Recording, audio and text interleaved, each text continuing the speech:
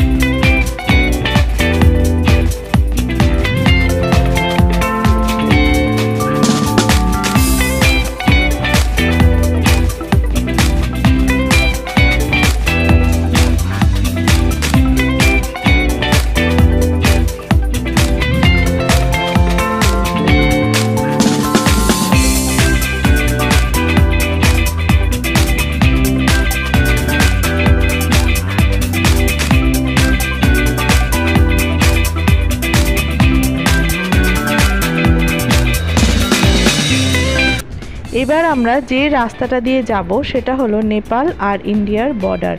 যেতে যেতেই আমরা নেপালের গ্রামগুলো দেখতে পাচ্ছিলাম, আর তারপরে আমরা যাব একটা নেপালের মার্কেটে যেটার নাম পশুপতিনাথ মার্কেট।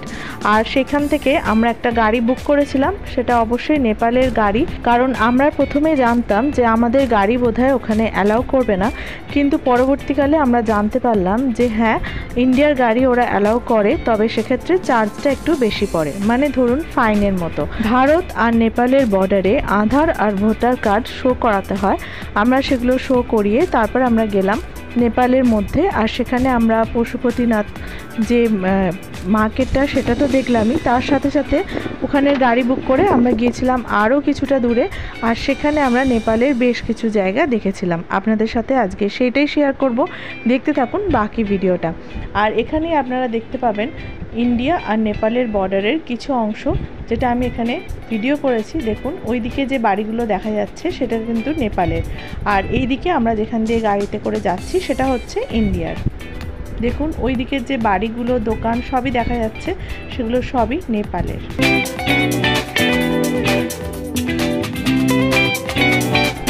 এই জায়গাটার কিছুটা আগেই আমরা আধার কার্ড আর ভোটার কার্ড শো করাই, আর এখান থেকেই শুরু হচ্ছে পশুপতিনাথ মার্কেট। এটা বেশ বড় একটা মার্কেট, অনেকটা জায়গা জুড়েই এই মার্কেটটা রয়েছে। আর এইটা হলো আমরা সেই জায়গা যেখানে আমরা গাড়ি করে গিয়েছিলাম, এইটাকে বলা হয় বুদ্ধা স্তূপ। আর এখানে রয়েছে হ্যাঙ্গিং ব্রিজ, যে ব্রিজটা আপনারা দেখতে পাচ্ছেন ওটাকেই বলে হ্যাঙ্গিং ব্রিজ। আর ওইদিকে রয়েছে বুদ্ধা গার্ডেন।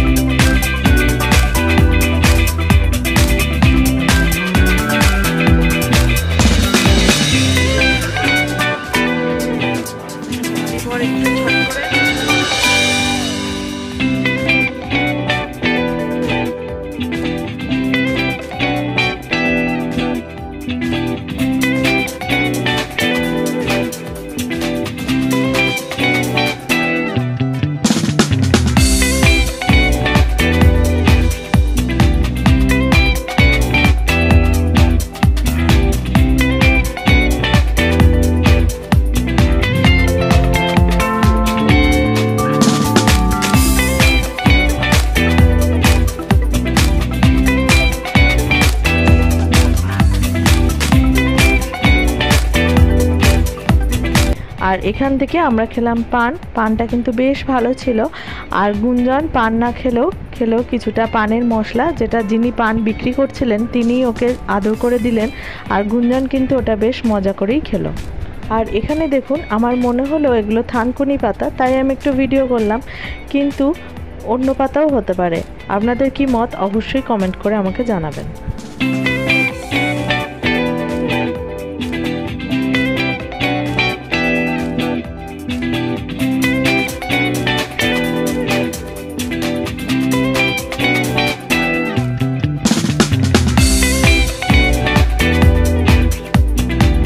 আজ এই পর্যন্তই। পরবর্তী ভিডিওতে নেপালের আরও বেশ কিছু জায়গা আপনাদের ঘুরে দেখাবো। খুব শীঘ্রই আসছি পরবর্তী অংশ নিয়ে। ধন্যবাদ।